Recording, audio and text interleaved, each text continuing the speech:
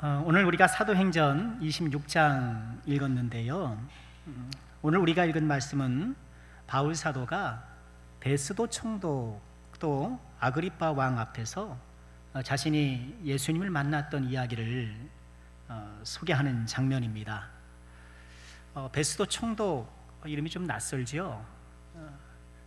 우리가 잘 아는 총독은 본디오 빌라도인데 베스도 총독은요, 본디오 빌라도가 사임한 후 12번째로 유대 총독으로 부임한 사람입니다.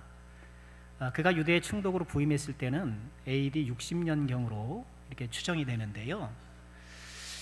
그러니 지금 이 바울 사도가 자기가 예수님을 만난 이야기를 하는 것은, 그럼 예수님이 33세쯤 사시고 돌아가셨으니 33년 예수님이 승천하시고 얼마 지나지 않아 바울 사도가 예수님을 만났다고 한다면 약 27년 전의 이야기를 지금 하고 있는 거예요. 바울이 지금 베스도와 아그리파 앞에서 이 이야기를 하게 되는 이런 모든 일련의 배경들은 사도행전 21장부터 기록이 되어 있는데요. 오늘 설교 끝난 후에 댁에 가셔서 꼭 21장부터 읽어보시기를 부탁드리겠고요. 오늘 말씀을 통해서 우리는요, 바울 사도를 만나주신, 찾아오신 이 주님의 은혜 속에서 우리에게 일어난 구원 사건의 과정을 보고 또 그로 인해서 우리에게 부여된 정체성을 재확인하게 됩니다. 특별히 17절을 요절 삼아서 보고 싶은데요, 이 17절이 우리에게 일어난 구원 사건과 정체성을 우리 한글 문법에서는 조사가 되겠고 영어로는 전치사가 되겠는데요, 이 두 가지 조사 혹은 전치사로 아주 명확하게 요약하고 있어요. 17절 볼까요? 이스라엘과 이방인들에게서 내가 너를 구원하여 그들에게 보냈다. 우리에게 일어난 구원 사건을 17절 간략한 구절이지만, 구원이란 뭔가요? 이렇게 이스라엘과 이방인들, 우리로 치면 세상에게서, 세상으로부터 우리를 건져주시고, 그리고는 어때요? 이제는 다시 그 세상으로 우리가 학교 다니면서 열심히 외웠던 영어 전치사 보면, 그죠? from, 세상으로부터 우리가 구원을 받고, to, 이제 세상으로 보냄을 받고, 이것이 우리에게 일어난 구원 사건이요, 또 우리에게 부여된 정체성이에요. 구원이란 뭔가요? 구원은 from의 은혜, 즉 세상으로부터 나오는 거예요. 과거 이스라엘 백성들이 애굽에서 나왔던 것처럼 우리도 세상의 가치관으로부터 나와야 하고 세상의 문화와 간섭으로부터 나오는 거예요. 구원 사건이에요. 무엇보다 사망에서 생명으로 옮겨지는 것이 구원 사건인 거예요. 우리는 이처럼 프롬의 은혜로 하나님의 자녀가 된 거예요. 그리고 이처럼 계속해서 세상으로부터 탈출하는, 세상으로부터 나오는 이 역사는 지금도 계속되어야 하는 거예요. 우리의 믿음이 잘 성장하지 않고 미온적인 여러 가지 이유가 있을 수 있겠지만, 그 가운데 하나는 여전히 내가 나오지 못했기 때문에 그래요. 출애굽기를 보면, 민수기를 보면 몸은 애굽에서 나왔는데 마음은 여전히 애굽에 머물러 있는 그런 사람들을 우리가 만나잖아요. 그와 유사하게 우리가 교회도 나오고 또 세례도 받고 또 가끔씩 은혜도 받긴 하지만 여전히 내 마음속에 세상을 동경하고 세속적인 것을 그리워하는, 내 마음이 거기로부터 완전히 나오지 못한 그런 상황 때문에 우리 믿음이 성장에 더뎌지고 뜨거운 믿음을 소유하지 못하는 경우가 있다는 거예요. 내가 예수를 믿으면서도 여전히 발을 떼지 못했던, 여전히 손을 떼지 못했던 그 무엇이 있다고 한다면 여러분 다시 한번 우리가 좀 결단해야 되지 않을까요? 예수를 믿으면서도 한두 해 믿는 것이 아니고 뭐 수십 년을 믿으면서도 여전히 그것을 끌고 가는 거예요. 여전히 내가 떨쳐버리고 내가 벗어나야 할 그것들을 끌고 가느냐고 힘든 거예요.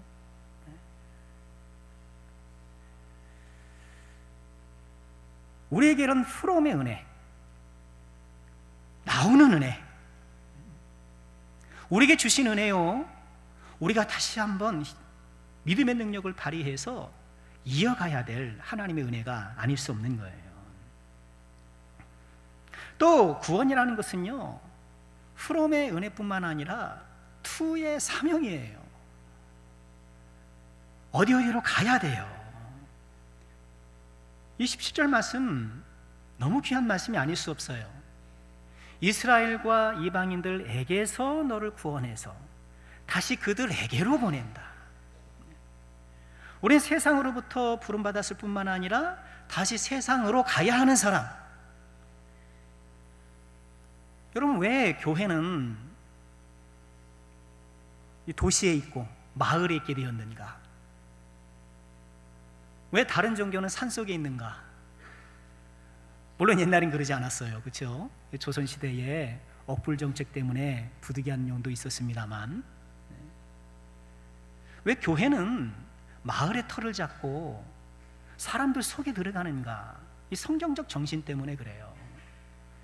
우리는 세상에서 부름받았다 해서 어디 산골짜기에서 우리 공동체를 형성해서 미국의 아미시 공동체처럼 뭐 그렇게 세상과 단절된 삶을 사는 게 아니잖아요.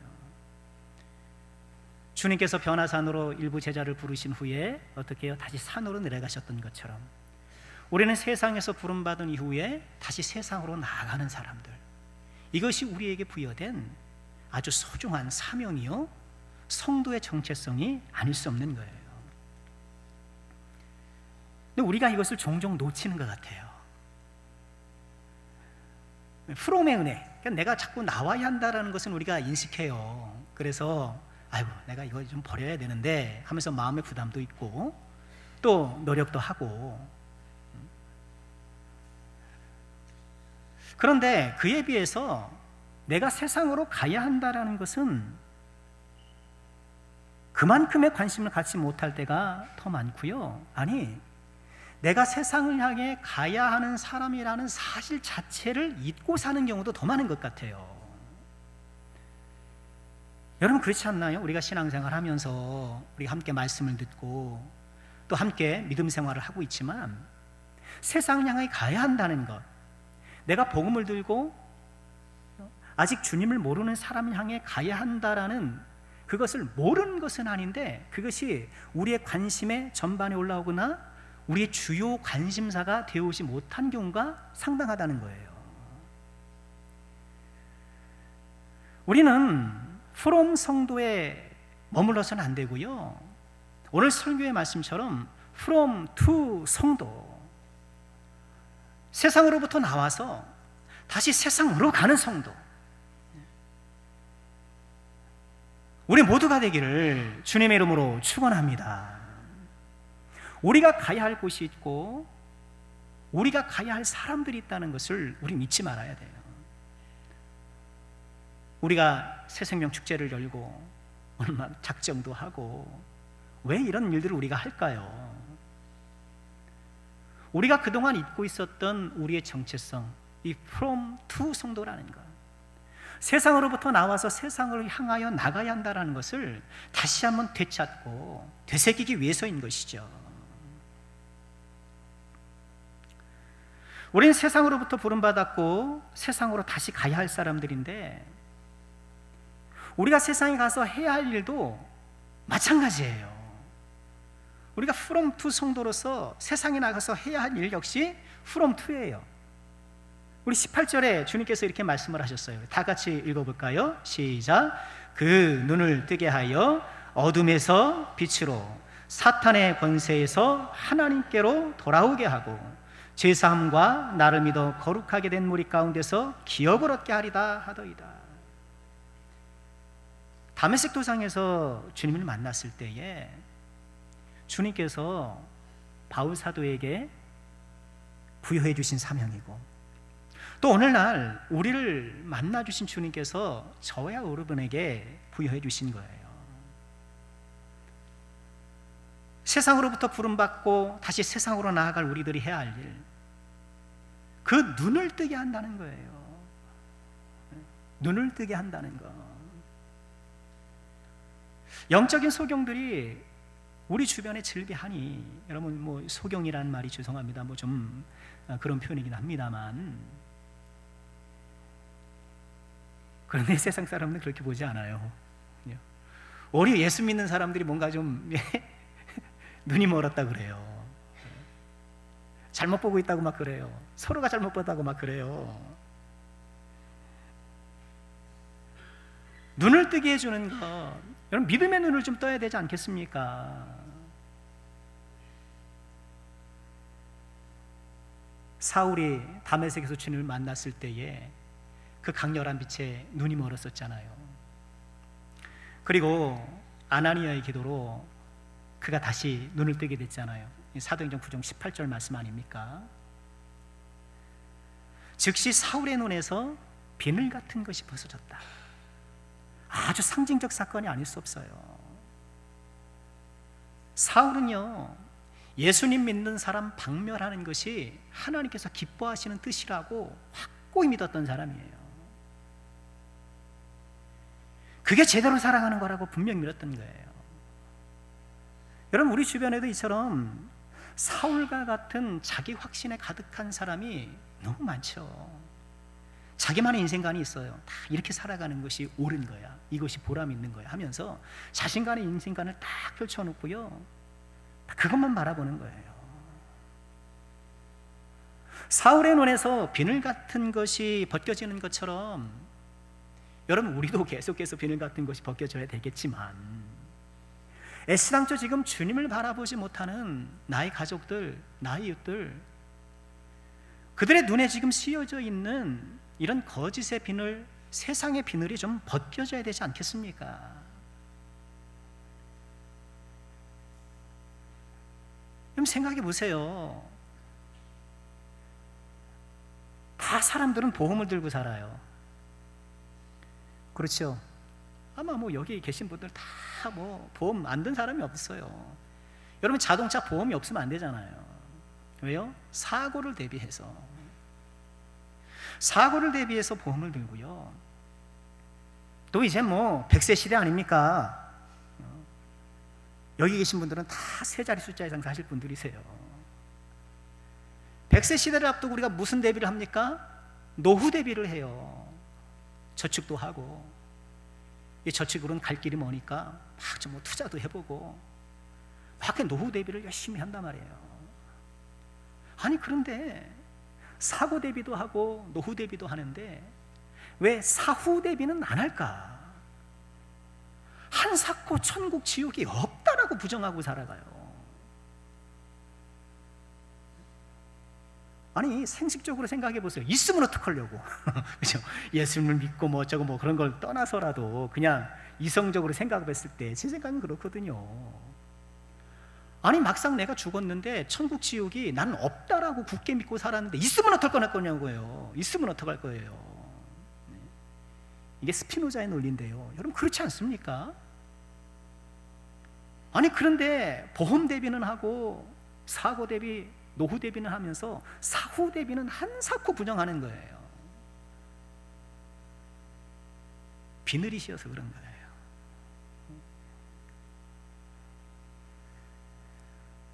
우리는 이런 세상의 비늘에 눈이 어두워 있는 그분들의 영적 현주소를 좀 바라봐야 돼요. 아무리 많은 것을 누리고 살고 좋은 집에 좋은 차에 막 세상을 막 누리고 사는 것 같아서 오히려 그 사람에 비하면 나는 초라해 보이고 별로 가진 것도 없고 능력도 부족하고 막 그렇게 생각되지만, 우리가 믿음의 눈으로 봤을 때에 과연 무엇이 진리이며 누가 지금 올바른 것을 바라보고 있는가를 봐야 하는 거예요.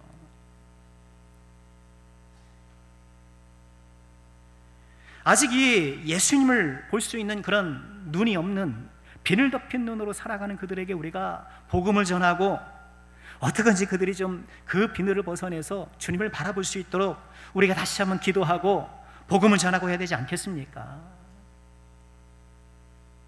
아직 이 복된 소식을 알지 못하는 사람들, 알지만 외면하는 사람들, 살짝 관심은 있지만 다른 것들이 더 중요해서 그것은 뭐 참 관심 밖에 있는 거, 그런 분들,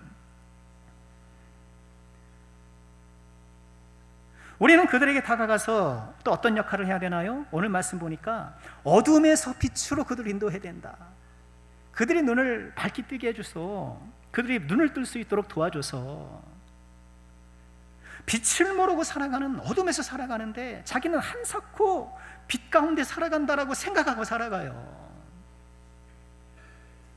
여러분, 내 인생을 환히 밝혀줄 것이라고 생각하는 그 빛이 뭔가요? 여러분, 지금 여러분의 인생을 환히 밝혀줄 거라고 여러분이 기대하고 있는 것은 무엇인가요? 우리가 바라보는 것은 무엇인가요? 세상 사람들은 엉뚱한 것을 빛 삼아서 그것을 향해 달려가고 있는 거야. 저 빛이 나에게 가까이 있으면 내가 저걸 잡으면 내 인생이 환해질 거야. 대표적인 것이 재물 아닙니까? 내 인생이 이렇게 어두운 것은 통장 잔고가 부족해서야. 내 인생이 이렇게 어두운 것은 내 명의로 된 땅 한 평이 없어서야. 내 인생이 이렇게 어두운 것은 내가 타는 차의 배기량이 작기 때문이야. 내가 초라한 직업을 갖고 있기 때문이야. 그렇게 생각하는 거예요. 그래서 내가 좀 재물을 좀 확보하면 그 인생이 내가 환히 비춰질 거라고 생각하는 거예요. 여러분, 그것이 빛이 되고 있나요? 요즘 뉴스에 등장하는 모 대기업 재벌의 세기의 이혼, 여러분 보시지 않습니까? 세기의 이혼이래요. 아마 대한민국에서 재물로 꼽으면 뭐 손가락 안에 들어가는 사람 아니겠습니까? 뭐 제가 수니까지는 모르겠습니다만, 어때요? 언론에서 비춰지는 그의 삶이 그렇게 재물이 많은데 빛으로 충만하든가요? 빛으로 찰만하든가요?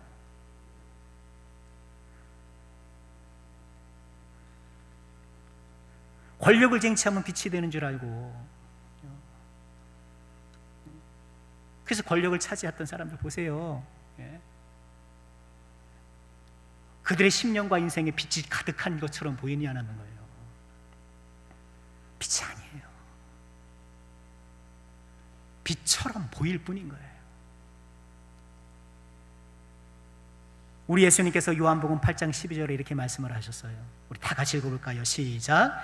예수께서 또 말씀하여 이르시되 나는 세상의 빛이니 나를 따르는 자는 어둠에 다니지 아니하고 생명의 빛을 얻으리라. 빛 아니라는 거예요. 참빛 곧 세상에 와서 각 사람에게 비추는 빛이 있었나니, 우리 주님이 빛이라는 거예요. 여러분, 이것을 우리가 다시 한번 빛 대신 예수님을 만난 우리가 이 빛을 확고히 받아들이고 이 빛의 역사가 우리 가운데 먼저 일어나야 되는 거예요. 왜 복음 전파가 안 되는 줄 압니까? 예수님 빛이라는 건 아는데 내가 그 빛을 모르거든요. 빛이라고는 다 얘기를 하는데, 아니 목사가 그냥 힘줄 돋아내면서 뭐 예수님 빛이라고 얘기를 하지만 예수를 믿는 내가 어둡거든. 지금 내가 지금 어두워 죽겠는데 내가 누구에게 지금 빛을 얻으라고 뭐 빛을 받으라고 내가 하겠습니까? 우린 다시 한번 예수님의 빛이라는 것이, 예수의 이 생명의 빛을 다시 한번 우리가 회복해야 되는 거예요. 새생명축제는 그렇기 때문에 예수를 믿지 않는 분들을 위한 것이기도 하지만, 이미 예수를 믿고 있는 우리들, 한때는 예수의 빛이 내 영혼에 찬란히 비쳤으나 이런저런 이러해서 그 빛이 소멸되어 가고 있는 우리를 향해서 다시 한번 예수 그리스도의 빛이 활활 타오르고 재점화되기를 소망하면서 이를 우리가 준비해야 하는 것입니다. 또 우리는 어때요? 사탄의 권세에서 하나님의 권세로 그들을 인도해야 되는 거예요. 오늘 우리가 적은 그 이름 석자들, 이름 석자를 적을 때 여러분, 그 이름이 사탄의 권세 아래 있다는 것을 우리가 좀 봐야 돼요. 생각 차이가 아니에요. 인생관 가치관의 차이가 아니라 어떤 영적 세력에 의해 장악당하고 있다는 거예요.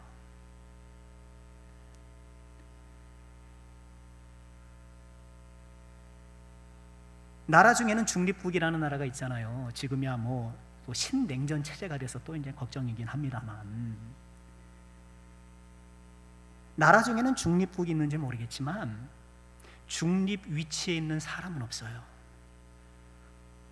어둠 아니면 빛이고요, 양 아니면 염소고요, 생명 아니면 사망이고요, 사탄의 권세 아니면 하나님의 권세예요. 중간지대는 없어요.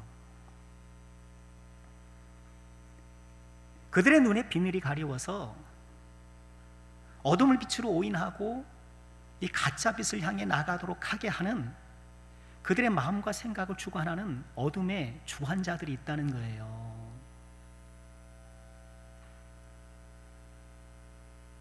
사탄의 권세가 꼭 뭐 이렇게 뭐 귀신 들린 빙의 상태만 얘기하는 것이 아니잖아요.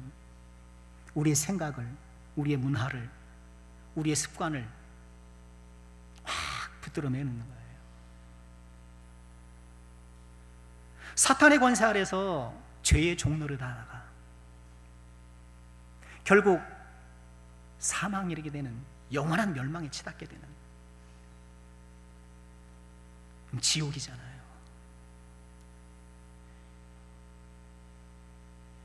예수님을 모르는 내 남편이, 내 자녀가 나와 함께 모임에 참석하고 함께 교제하는 그 이웃이 사탄의 권세 아래 매여 살다가 이 지옥을 가게 된다는 거예요. 여러분, 우리에게 이 사명이 부여된 거예요. 세상으로부터 우리를 불러내서 세상으로 보내시는 이유가 이거예요. 어둠에 살고 있는 그들을 빛으로, 사탄의 권세 아래 살고 있는 그들을 하나님의 통치와 하나님의 권세 아래로 인도해낼 책임, 여러분, 우리에게 부여된 거예요. 여러분, 이 귀한 사명을 우리가 주께 부여받아서 힘있게 감당하고 기쁨으로 감당할 수 있기를 주님의 이름으로 축원합니다. 이를 위해서 우리가 해야 할 일이 있어요. 우리를 from to 성도, 세상으로부터 부름받아 세상으로 보냄받은 우리 from to 성도로 삼아주셨는데요, 여러분, 이것을 오늘 말씀에서는 보다 더 익숙한 단어로 표현합니다. 다름 아니라 증인이에요. 우린 증인이 돼야 되는 거예요. 우리 16절 보실까요?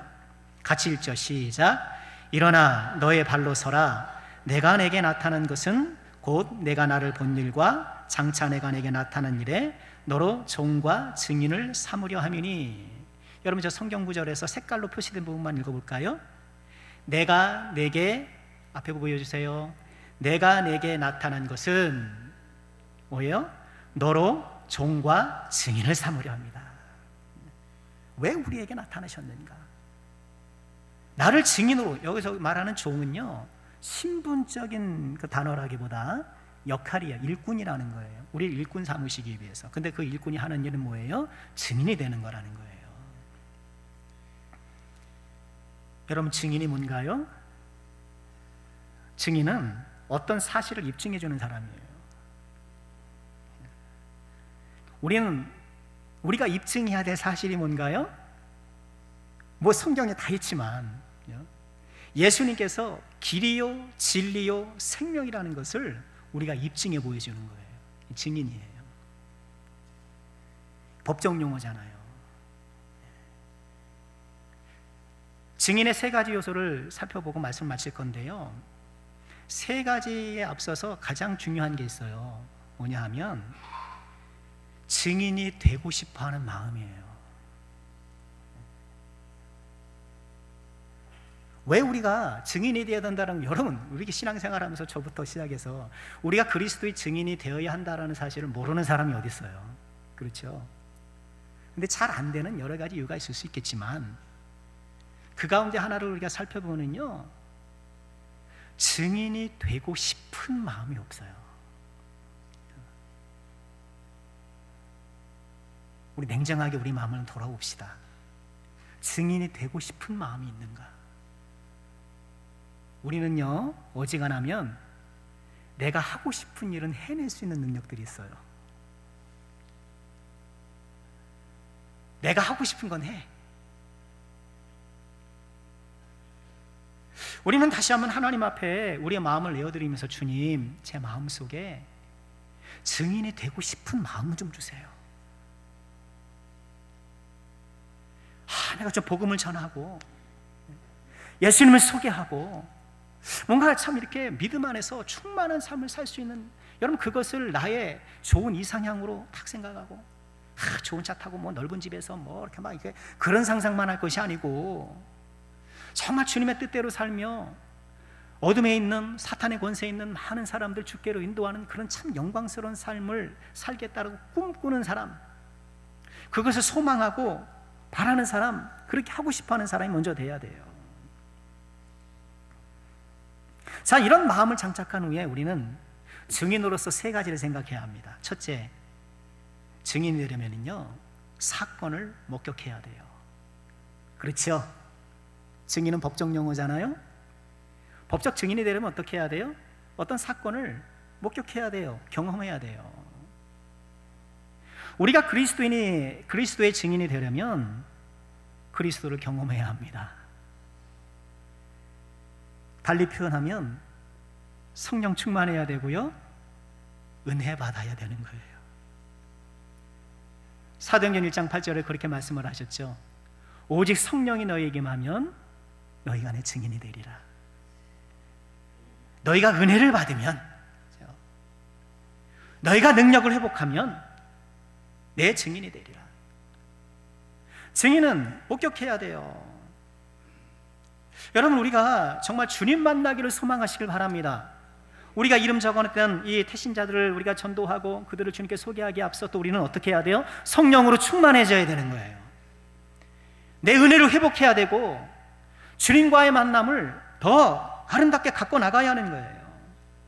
그럴 때 우리에게 권능이 부여되고 우리에게 능력이 부여되는 거예요. 두 번째 증인이 되려면요, 목격한 것을 증언해야 돼요.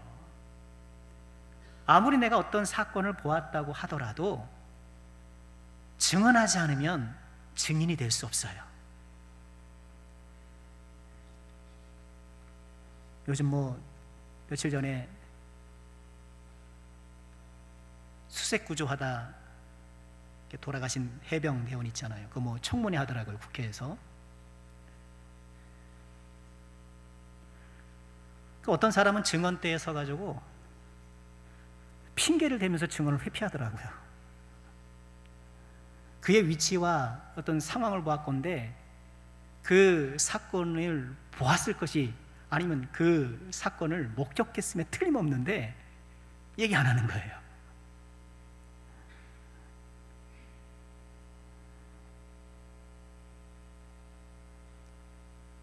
우리가 그러지 않나요?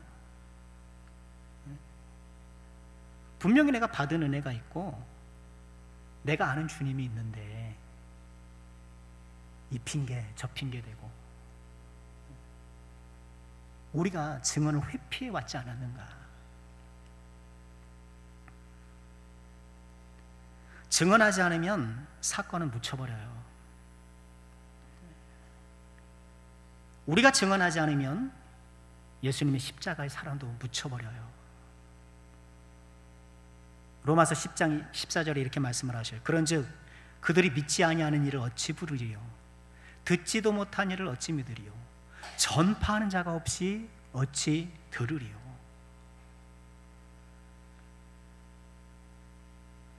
복음을 전하다가 공회로 끌려갔더니 베드로와 요한이 그들을 막 겁박하는 사람들 앞에서 뭐라고 외쳤습니까? 사도행전 4장 19절에 베드로와 요한이 대답하여 이르되 하나님 앞에서 너희의 말을 듣는 것이 하나님의 말씀을 듣는 것보다 옳은가 판단하라.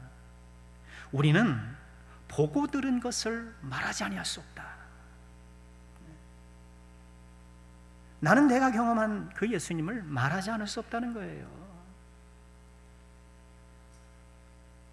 우리는 주님을 만났고 주님을 믿고 우리는 증언대에 서기를 거부하고 회피하고 있었던 것은 아닌가. 마지막으로 증인은요, 신뢰할 만해야 합니다.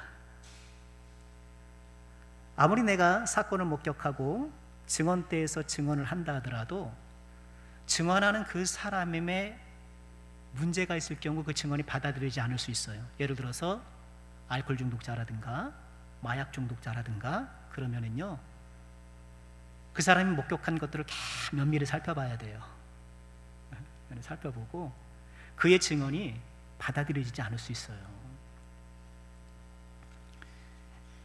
우리도 그리스도를 증거할 때도 우리가 정말 신뢰할 만한 사람이 되어야 되겠죠. 어쩌면 이것 때문에 포기하는지도 몰라요. 여러분, 우리는 좀 담대함을 가져야 돼요. 우리가 복음을 전함에 어떤 신뢰를 주는 사람이 되어야 되는 게 하겠지만 성령의 능력은 우리의 인격에 갇히는 게 아니에요. 우리 인격에 제한되지 않아요. 생각해 보세요. 부모님은 믿음이 없는데 자식이 예수를 잘 믿는 사람 얼마든지 많잖아요. 어려서부터 뭐 예수님을 접해본 적이 없고 막 그러죠. 그런 불신의 과정 환경에서도 얼마든지 예수님께서 믿음을 일으켜내시는 거예요, 하나님께서. 그러니 우리의 어떤 인격에 주님의 능력이 갇히지 않기는 하지만, 그러나 또 주님께서는 우리의 인격을 사용하셔서 전하시죠. 우리가 기억하고요, 우리가 요즘 산상수훈의 말씀을 나누는 것처럼 작은 소금도 되고 좀 작은 빛좀 되고, 내가 저 하늘을 밝히는 해는 될 수 없고 다른 길 좀 어떠 하더라도 작은 반딧불이라도 되어서,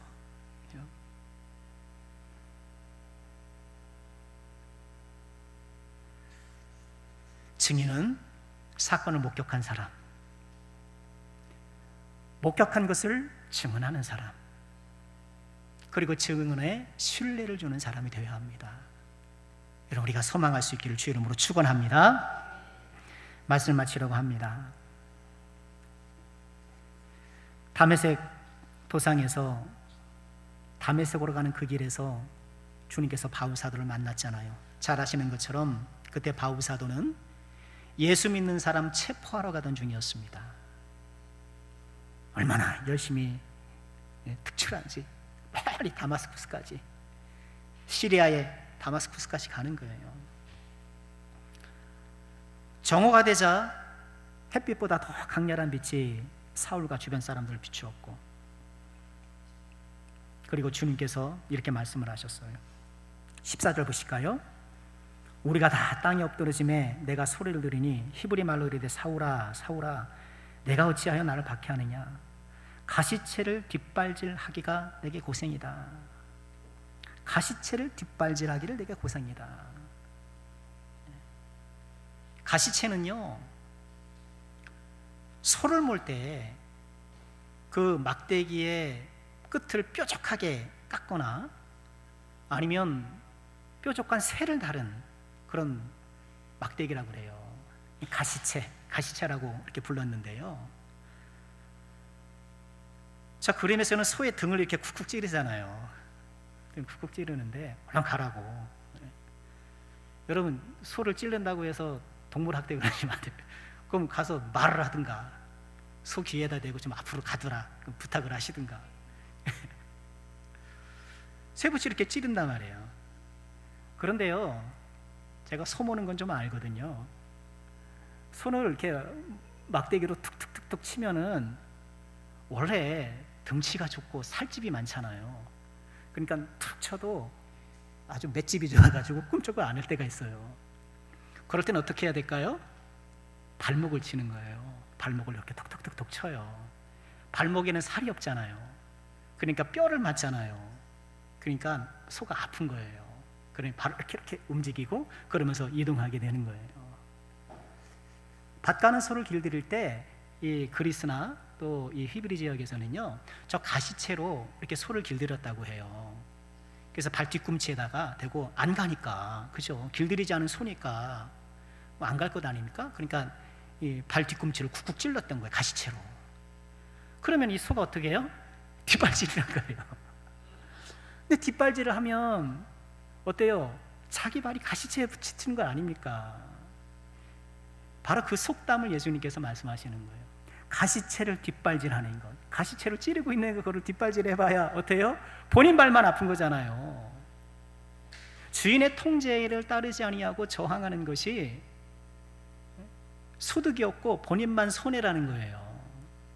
주인이 계속 찌르는데 그것에 순종하지 못하고 거부하고 저항하고 반항하는 것을 이렇게 표현하는 거예요. 가시채를 뒷발질하기가 고생이구나. 우리가 그렇지 않을까요? 그리스도의 복음을 전하라는 이 주님의 말씀이 계속해서 지금까지 우리를 가시처럼 찔러왔는데 내가 그것을 막 뒷발질하면서 거부해왔던 것이 아닌가. 우리에게 전도의 사명, 이 거룩한 부담을 주셨는데 이런저런 이유로 우리가 거부하고 외면하면서 계속 뒷발질해왔던 것이 아닌가. 우리 새생명 축제를 맞이해서 오늘 우리가 태신자 작정 카드에 그 귀한 이름들을 우리가 썼는데 다시 한번 나에게 주신 이 증인의 사명, 세상으로부터 나를 불러주셔서 세상으로 다시 보내시는 이 거룩한 사명이 나에게 있다는 것을 깨닫고 이 마음으로 다시 한번 증인의 삶을 살기로 재다짐하고 힘써 노력하는 저와 여러분 우리 모두가 될 수 있기를 주님의 이름으로 축원합니다. 기도하겠습니다. 은혜로우신 아버지, 저희들을 세상에서 불러주시고 세상으로 다시 보내시는 아버지 하나님의 구원의 은혜를 묵상하였나이다.